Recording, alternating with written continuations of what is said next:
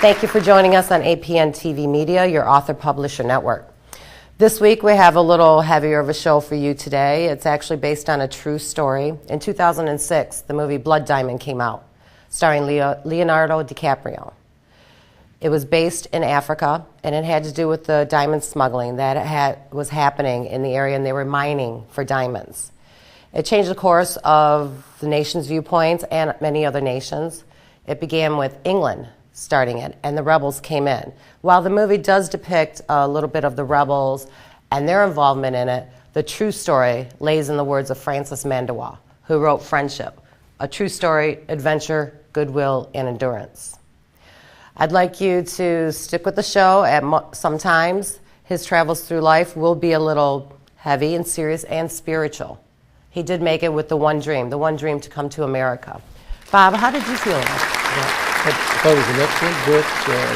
It depicted the wealth of the African people being stolen by corrupt politicians and the English who paid them off to grab all the diamonds that were in the ground that they should have been able to mine, and at least the diamonds on their own property, and sell, but they weren't allowed to do that. I know, and the book written by Francis, it will give you the real-life depiction of growing up as a very poor African young man in the middle, in the same region, when this was all taking course, and his ability and how he was able to exit that world and finally make it to America. So without telling you too much more of the story and his life's travels, I will hope you to join us right after these messages. Thank you.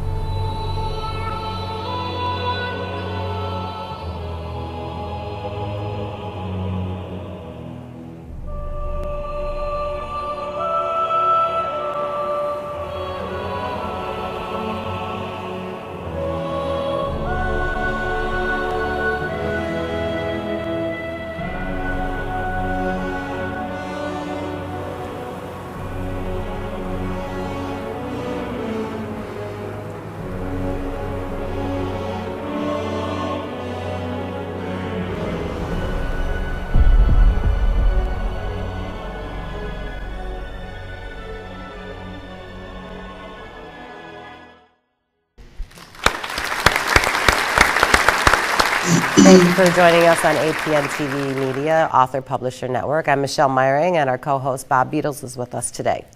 Today we are interviewing Francis Mandewah, who wrote Friendship, a book about friendship, which is an exact correlation of the movie Blood Diamond with Leonardo DiCaprio.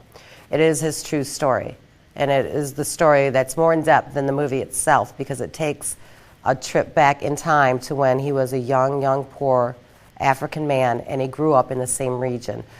Welcome. Thank you for joining us today, Francis. Thank you. I'd like you to tell our viewers a little bit of why you wrote this memoir. Why did you finally chose to write your story down? How long ago did you write this book? Last year, the book came out last year. It took me 2 years to write the book itself. It's Trials of an Author. Tell us a little bit what made you decide to write this book. Well, I was motivated to write my memoir because of the miracle that God performed in my life when I was a 15-year-old boy living in the mining squatter camp in my home country of Sierra Leone. People who have seen the Hollywood movie Blood Diamond could identify with my story. I was born and raised in that region. My story took place 10 years before the rebels took over the diamond mines. My story took place when mining operations were profitable and the country was stable. Well, when you say profitable, by reading your book, I did not feel any profitability for most of the American or African citizens that live there. That's a very fair question. Yes, indeed. It was profitable only to the British government, to the investors, yet the indigenous people, my people, were extremely poor off. Even though we owned the land, we owned the diamonds, yet we were not allowed to mine the diamonds. You spoke a little bit about the division. So it was 48% the profits went back to African government, and then 52% went straight to the pockets of the British miners? Yes, it was a huge British conglomerate diamond mining company. They had a lease on the land for about 90 years. It was a huge diamond mining operation, and the profits went to our government, and the majority went to the British government. The sad thing was, my people were not developed. Our infrastructures, our roads, our school systems were not developed. The roads were made only from the diamond mines straight to the airports. And in fact, my story began when a young American who was a pilot, Thomas Johnson, his job was to fly boxes of gems and alluvial diamonds straight to the airport from the mines. So I was extremely lucky that God performed this miracle in my life. Otherwise, I would have been caught up in the conflicts in the rebel war, and I would never have had a chance to come to this country. It's an amazing story of endurance, and I think for the viewer to paint a better picture in their mind, explain a little bit of the region that you were born and raised. From a small village, poor. Most people there are all rice subsistence farmers. We had no running water, no electricity. We were poor people, yet we owned the diamonds. So it was a two worlds that existed side by side. Now, how much of those, the profits, if any, were used by the African political leaders to help the people? Did they do anything positive for the people, or did they just keep the money and go and live someplace else?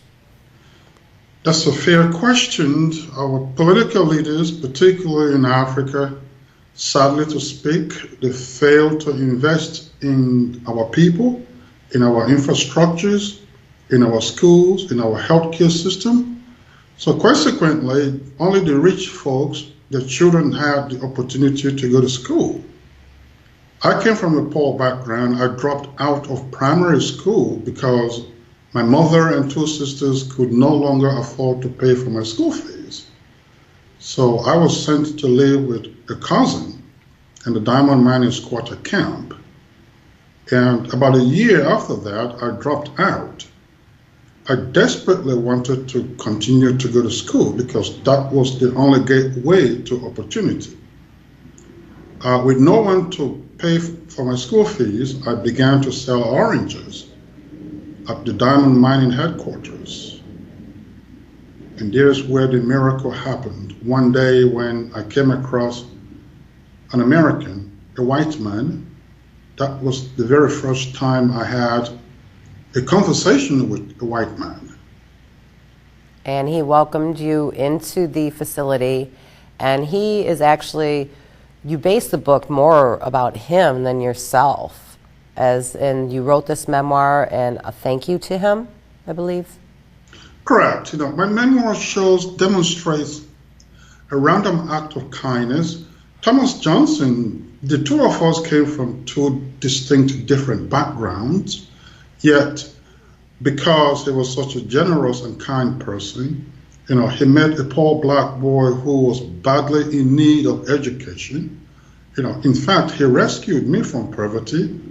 I lived with an extremely physically abusive cousin, and Tom Johnson changed the odds against me. And your odds were still trial and tribulation even through middle school, as in you were in the boarding school, correct? Yes, I underwent significant bullying when I went to a Catholic boarding school, primarily because I was connected to a white man, and Mr. Johnson kept sending my school fees from America, and the other boys were jealous of me. I was constantly bullied and mocked. And outside of all that, you still graduated, and you moved on your own. You traveled an excruciating travel through the Sierra Desert. It was amazing. That's correct.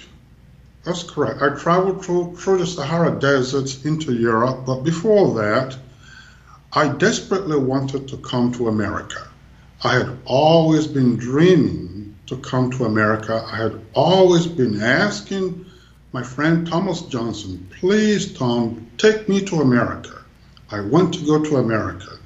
I began to dream about America way before I even got here. So in order for me to prove to Mr. Johnson that I am worthy of his continued support, I decided to give myself a challenge. And you weren't asked for that challenge. You chose to do that. That's correct. That was the way for me to prove to Tom Johnson that I am worthy of his support to come to America.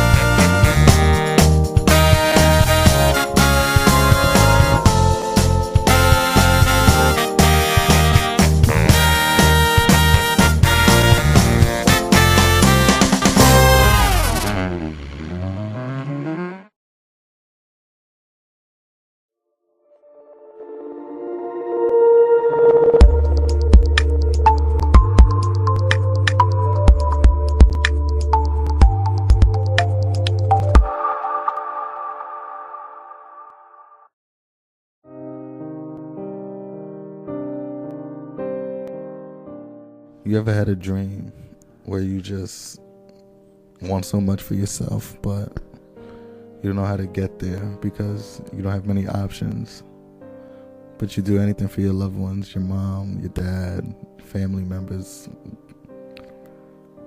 to the point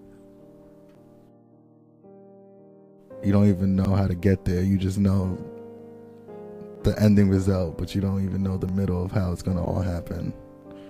And you have to deal with waking up and not having stuff to aspire to, seeing boarded up homes and shattered dreams, and kids not even wanting to play outside.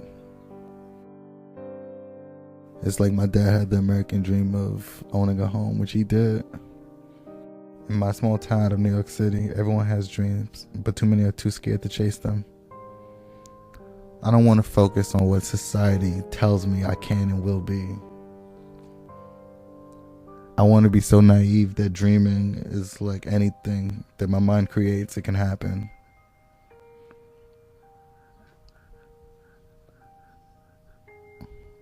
I want to be fearless in chasing any goal I set my mind to. I want to catch anything that I feel like I deserve, that I feel that's owed to me for my diligence of hard work and being patient and always being at the moment. I feel like I'm always at the right place at the right time. Even my environment now, I know it's all for a reason. It's for me to inspire somebody to say they can do this and they can do that.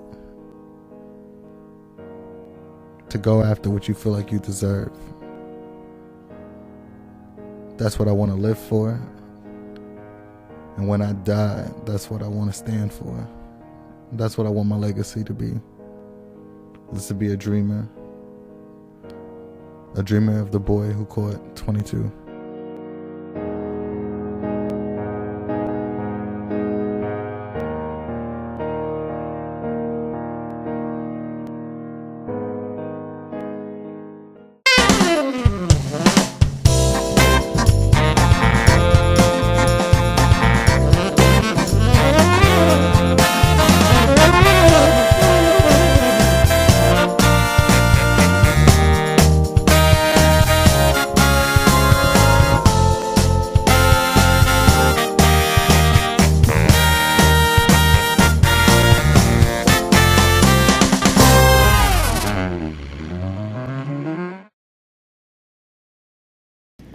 You met a lot of amazing people along the way, fell in love, and then you did make it to America eventually. Correct. My desert travel was very dangerous. You know, the Sahara Desert is one of the largest deserts on Earth. You know, it extends from North Africa all the way down to the northern part of West Africa. And the convoys that goes through the deserts are not designed to carry human beings. They are designed to carry livestock.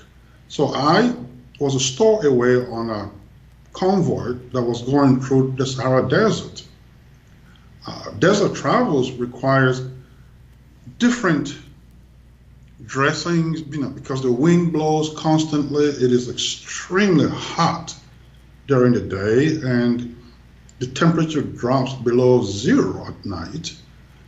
And somewhere in between, I developed a very debilitating illness.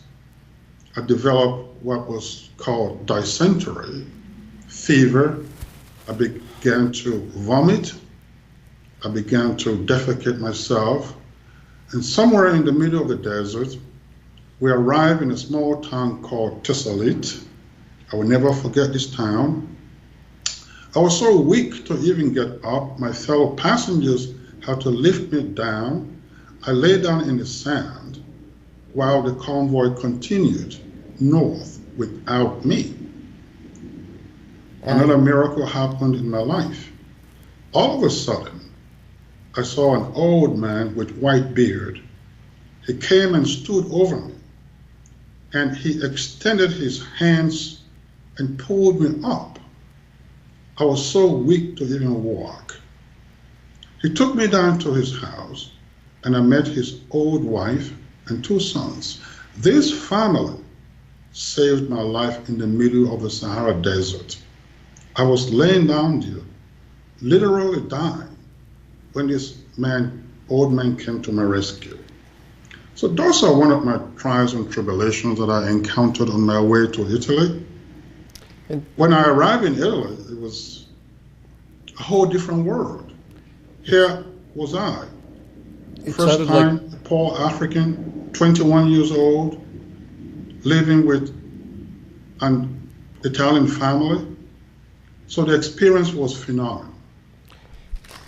In the book, you describe having very interesting and exciting times in both Italy and Greece.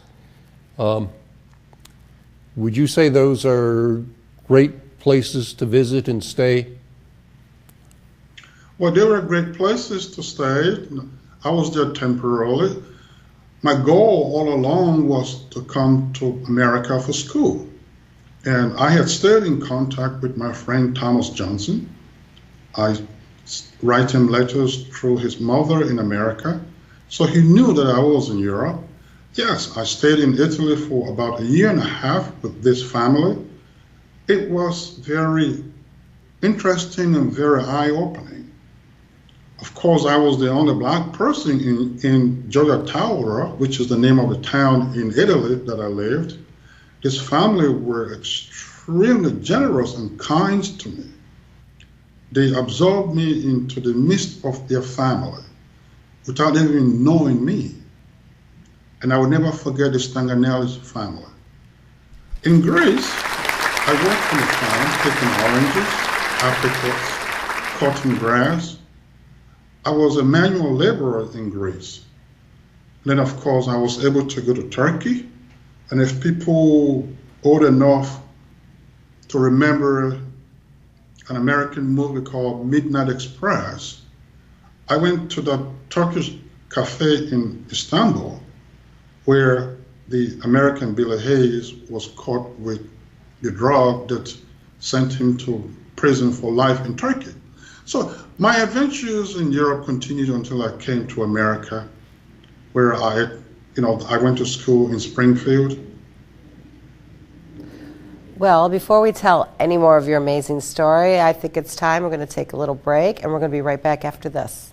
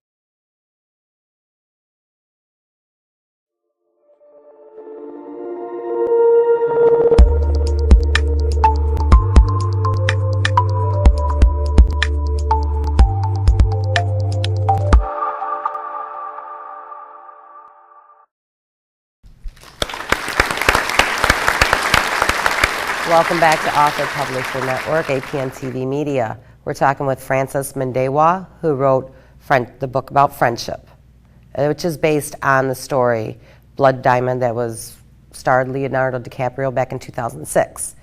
He began telling us a little bit about his life, and as he's doing that, I'm crawling right back into the book that I read. My heart goes to him throughout all of his trials and tribulations and everything he's been through. He kept God with him. He kept the spirituality. He kept the belief to come to America. Outcome, he made it to America. But Francis, we just rejoined you, and you were telling us about your travel through Europe. We know eventually you made it to America, but can you kind of finish up telling us a little bit more about what had happened to bring you here? Well, it was through the grace of God that I'm here today, and through the generosity of Thomas Johnson. He was such a kind and generous person that, out of his own goodwill, and generosity, he chose to help this poor black boy. So my life it's I'm just too, grateful every day. My life in Europe was just a way for me to come to this country. And how did you finally end up in America? You came which way? Well, when I left Italy, I went through Rome, into Paris, then to London. I flew from London into Boston, and then I took a bus from Boston to Springfield. And you picked Springfield, why? I met a friend in Greece when I was working on the farm who is an American, was white, and his father was a professor. And he told me of the Springfield Technical Community College. That's how I applied to the school, and that's how I got to Springfield. You actually have a master's degree, am I right? Correct. Excellent. So you did abide by your commitment to Tom, and you finished out your education all the way up to a master's degree in America. Correct. And your degree is in? Public administration. I believe in giving back. I'm so grateful that I have the opportunity to be in this country today. I believe in giving back. For the past 15 years, I have been a probation and parole officer with the Wisconsin Department of Corrections, where I worked with people coming out from prisons to turn their lives around. Currently, I work as a drug and alcohol counselor with the Illinois Department of Corrections. So I believe in giving back to humanity, to my fellow man, because of what God has done in my life. Yes, and you even gave back to Tom. That you took care of his mother in the final years. Oh, definitely. The family of Thomas Johnson are the most wonderful, loving, kind, compassionate family. In fact, later on, I found out that Tom's great-grandparents were missionaries who came from Connecticut, and they established the first school in Minneapolis. And so Tom Johnson had continued that tradition by going overseas, and consequently came across with this poor black boy and was able to transform this man's life. Since you've been in America, have you traveled back to Africa and to your roots and to see your family? I have been back a few times. The last time I went, I was appalled, I was saddened at the destruction that my country has gone through. Obviously, the Hollywood movie Blood Diamond was based on a bloody and horrific war that lasted for 10 years, during which our people were displaced, the most heinous crimes were committed. So when I went back, the entire country has changed. I went back to the area where I met Thomas Johnson at the diamond mining headquarters. It was all now boarded up. So I have been back, but to a different country. Now, are they still mining diamonds there, or what is the status of your region and the country right now when you went back? Or presently, I should ask. Well, they said diamonds are forever, yes. You know, low level diamond mining is still going on. The people there are still poor. We just recovered from the Ebola epidemic, which was one of the most worst things that could happen to my country after that 10-year war. So Sierra Leone has gone through a lot. No, the rebel war has ended. Bob, did you have a question? Well, yeah, I was wondering, I've been wondering, do you talk to people, or when you're counseling people, do you tell them about the way you begin your day with a prayer and you end your day with a prayer? Well, I don't try to push my faith on people, but I let them know where I am coming from, where I stand, and I try to be an inspiration in the lives of people that I work with every day. The reason I ask that is because you believe, according to your book, that your prayers and turning to God is what helped you to get where you wanted to go. So it made me think you would probably tell people who want to get out of an adverse situation that they should do the same thing. I don't tend to push my faith and religion on people. I mentioned that in my book because that was what I felt, and that's what I still feel when things get hard. But I don't push my own religion on people. I do let them know that I am a spiritual person, that whenever things get hard, my faith, sustains me, and I believe in God. And, speaking of faith, I was so delighted to reunite with the Catholic nuns here in St. Louis, who had known me for 40 years, since I was a 15-year-old boy back in Sierra Leone. So my faith sustains me.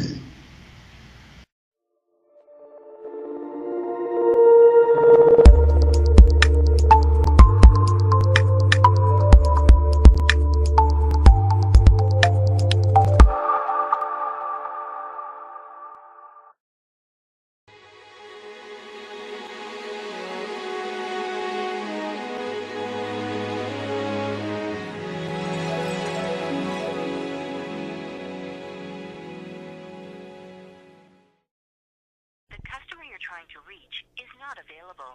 Please call back 19T2. The customer you're trying to reach is not available. Please call back. Data transfer complete.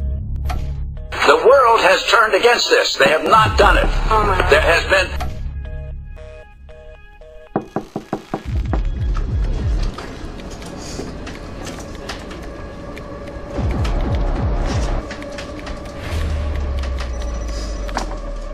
All right.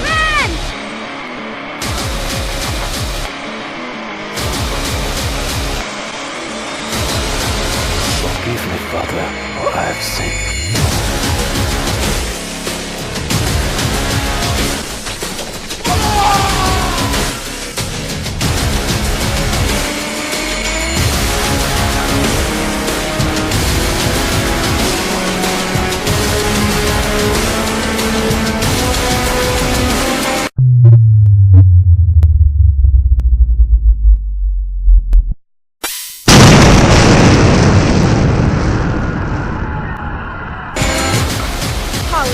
Lay hospitalized in critical condition.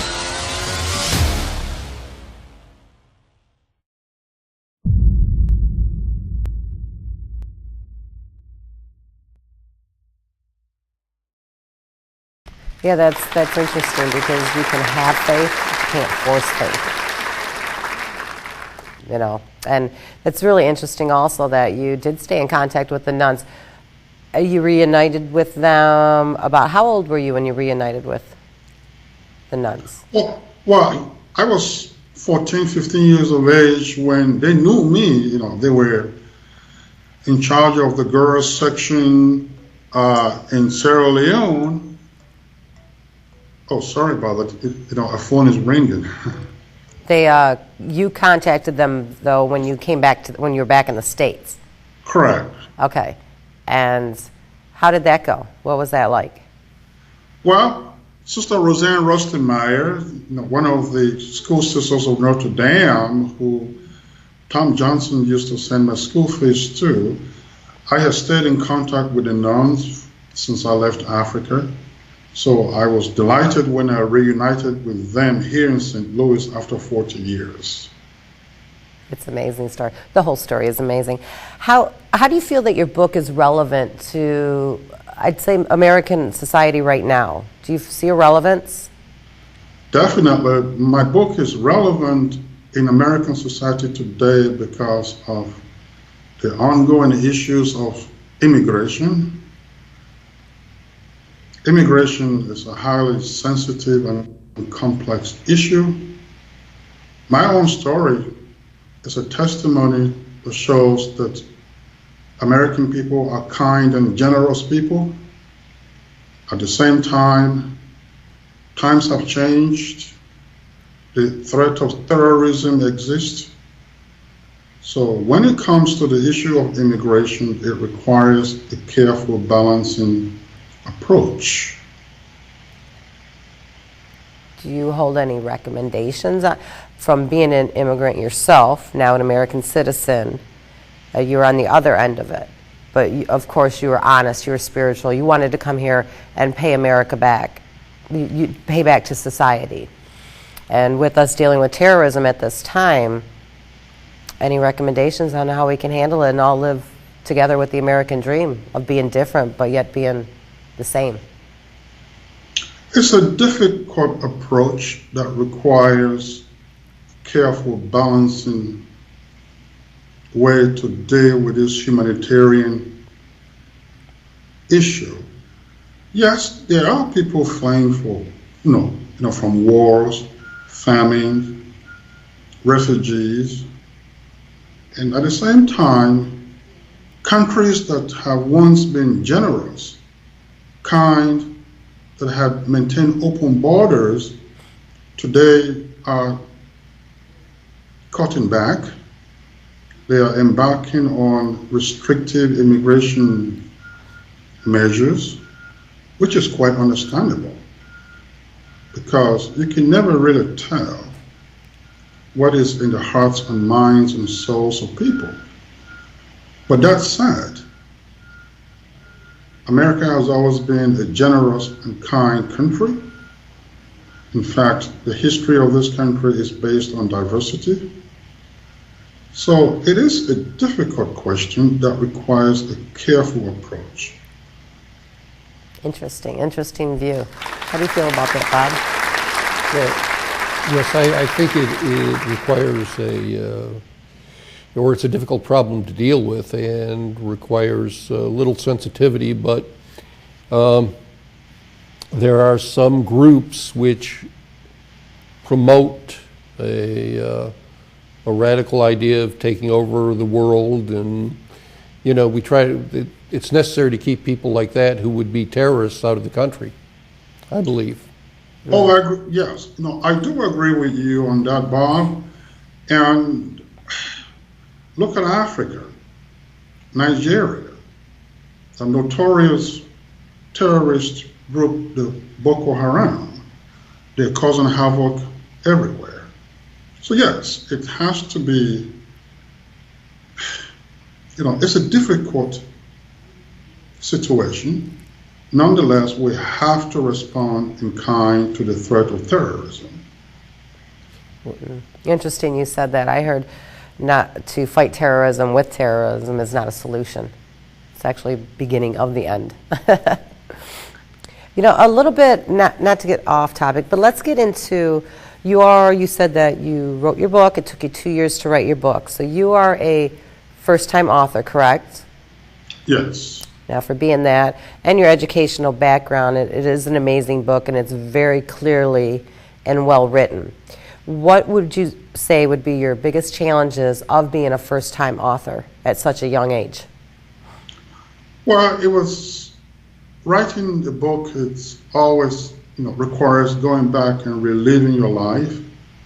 I mean, I can go back when I was a little boy living with a cruel and physically abusive cousin who beat me every day. I mean, my life was really bad. Then all of a sudden, a miracle happened in my life. I keep going back to Mr. Johnson because, he's my hero. Without him, I would not be sitting down here today. And of course, I did my own part because I did all of the walking. I went through the Sahara Desert. I persevered. I went through the trials and tribulations. And I did all of the footwork. But he changed the odds against me. And this is a person from a different background. So our friendship rose above race. So when it comes to the issue of race in this country, I understand it's a complex and sensitive issue. But I am not a quick person to get into the bashing of white people, simply because of my own very personal experience with a white man. It was a white man who gave me the opportunity to be in this country. That does not mean that I have not experienced racism. I have. But I've risen above that. And my world travels tells me that there are good and bad people everywhere you go. There are people who are kind, then there are people who are not so kind.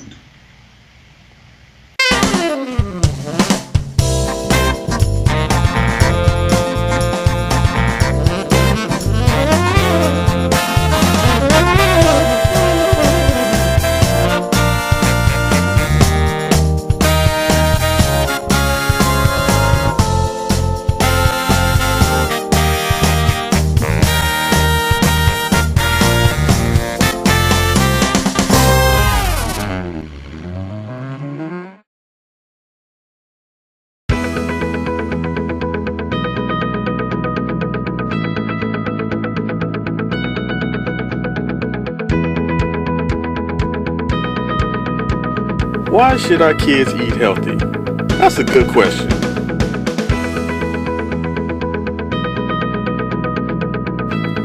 What happens when they don't eat healthy? Well, eating unhealthy leads to an unhealthy life. What can it lead to, you may ask? It can lead to childhood obesity, which leads to diabetes, high blood pressure, and also heart problems.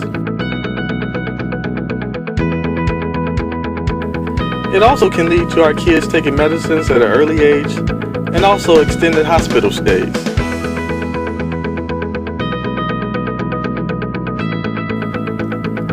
How can we bring awareness to our kids about childhood obesity? How can we bring awareness to our parents about childhood obesity? Bringing awareness to our kids and their families about childhood obesity helps the whole family. Everyone is healthy and everyone is happy. I think I might have the solution.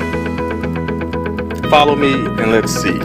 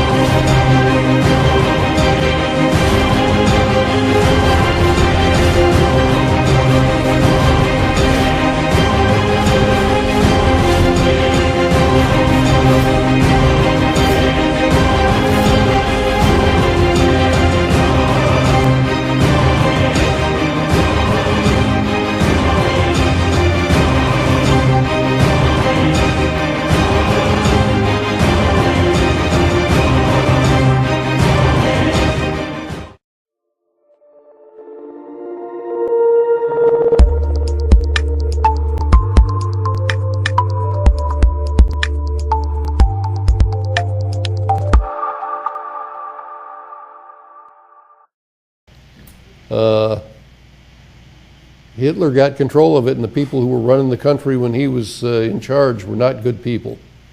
So I don't know what how many, and they're racists of all colors and all as far as income levels. They run all the way across the board. What would you say? Did you ever see anything that caused you to think, well, this is the main cause of racism or anything like that? Well, my travels, places where I have been tells me that when people maintain communication, when people get to know one another, when people begin to respect the dignity and the integrity of their fellow human beings, soon you begin to realize that people relate to one another on an equal basis. That's what I found in my own experience as a black person when I found myself living in an environment where I was the only black person. Yeah. You have such an interesting story, Francis, and I cannot thank you enough for joining us today on the show. You've actually, with reading your book, you've pronounced me in a different form of spirituality, and I have high respect for you and everything you've been through. And I really do wish you luck on promoting your book, and I thank you so much for joining us on APN TV Media. Bob? Well, yes, I thought Francis was excellent. His book is a very interesting read. His experiences all over the world, and how he grew up in a subsistence farming area of Africa. I wondered about that when I read the book, Francis, a little bit. It seemed like if you had just been able to keep the animals off of those crops, it wouldn't have been a subsistence farming. You would have been had all the food you ever wanted. There goes Farmer Bob. Yes, indeed. It goes to the heart that we need mechanized farming. People have to use their physical energies to cultivate, tilt the land. Driving the birds when I was a little boy is a daunting task. We found ourselves in competition with the animals, with the birds, with the bush, animals. So those are some of the challenges. It's hard to compete against Mother Nature, that's for sure. Right. Yes.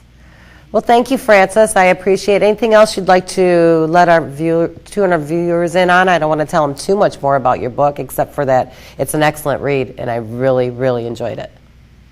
Thank you, Michelle, for giving me the opportunity to share my story with your audience. I do appreciate it. Thank you very much. All right. Well, we're going to be right back after this brief break. Thank you very much.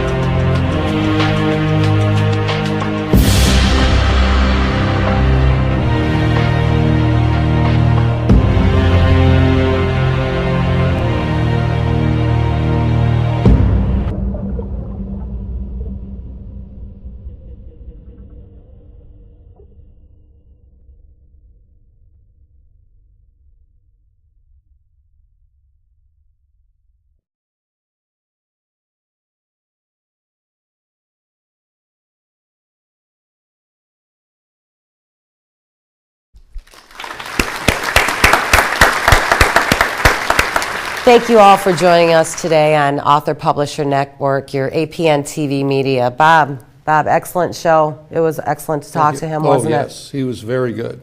Yeah. He was as good as his book. Yeah. Yes, absolutely. Well, if you're in for a read and you're in to learn, I recommend picking up the Friendship book and start off with the movie, The Blood Diamond. I enjoyed that. It's in a different level. However, to really see the inside, you always have to read the book.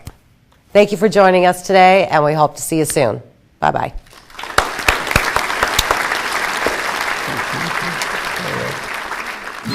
There's a place inside my mind unseen, dreams of you and I that just can't be, but I can keep them safe and locked away inside.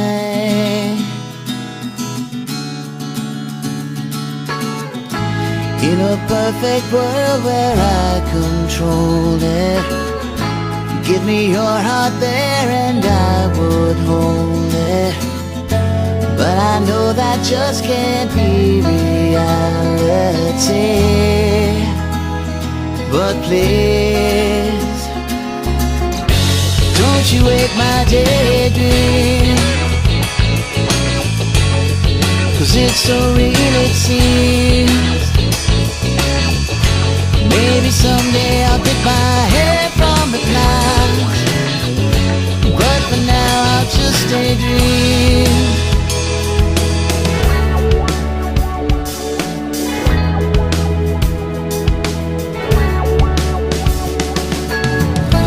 If you said to jump, then I will do it.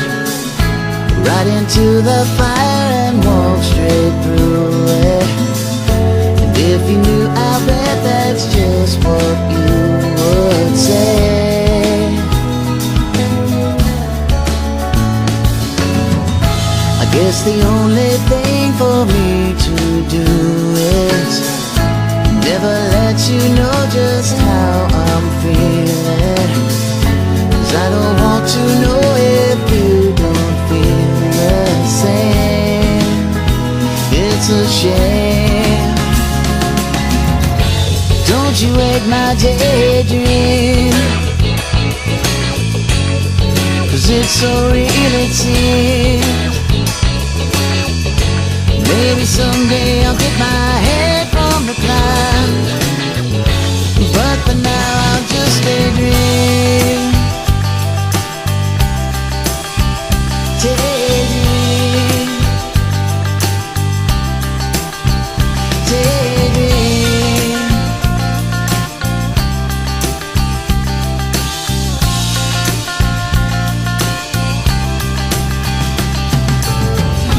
There's a place inside my mind unseen, dreams of you and I that just can't be, but I can keep them safe and locked away inside.